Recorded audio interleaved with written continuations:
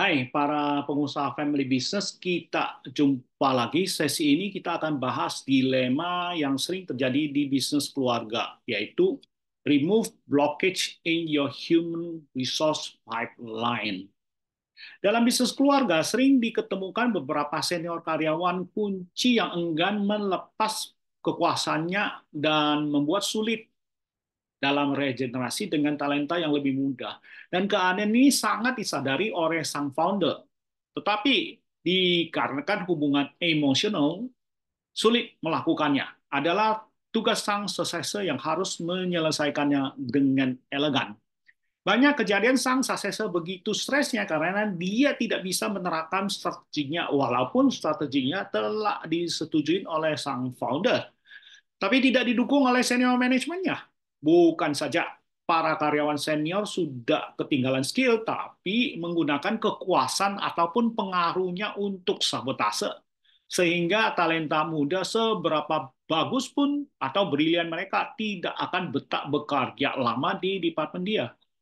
Ini mudah dimengerti karena kedudukan juga income para senior tersebut merasa terancam. Nah, sang successor harus melakukan pendekatan untuk find out apakah sang senior tersebut masih punya drive untuk terus berkembang di perusahaan tersebut.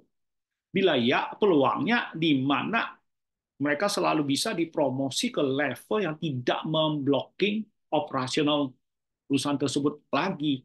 Biasanya diberi title advisor yang hanya report ke sang founder saja. Dengan demikian, pengalaman sang senior ataupun rahasia perusahaan tidak akan bocor ataupun transfer ke kompetitor. Dan juga sang senior tetap dihormati di perusahaan tersebut.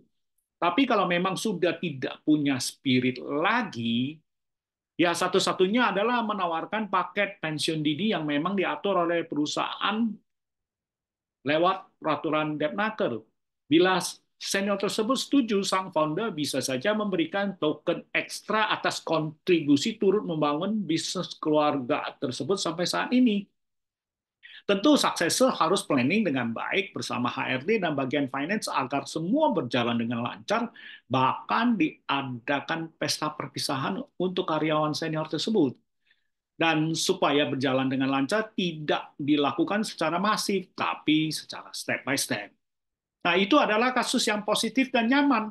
Terjadi win-win solution, tetapi ada juga kasus kelompok senior tersebut sudah membentuk kartel, sehingga sulit sulit bagi successor untuk membongkar konspirasi kartel tersebut.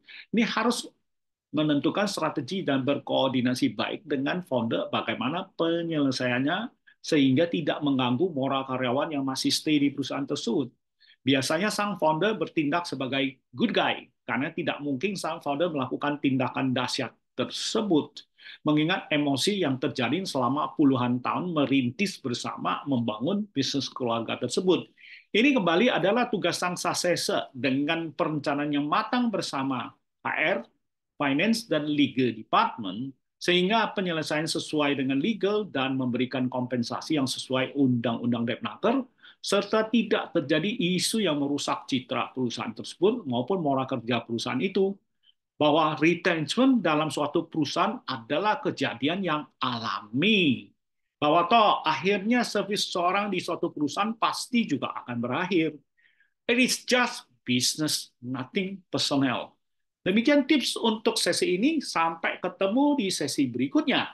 Ya, dalam 17 tahun sebagai senior coach di Action Coach, saya telah banyak menulis pengalaman saya khusus untuk family business di satu buku It's Easy Running a Family Business.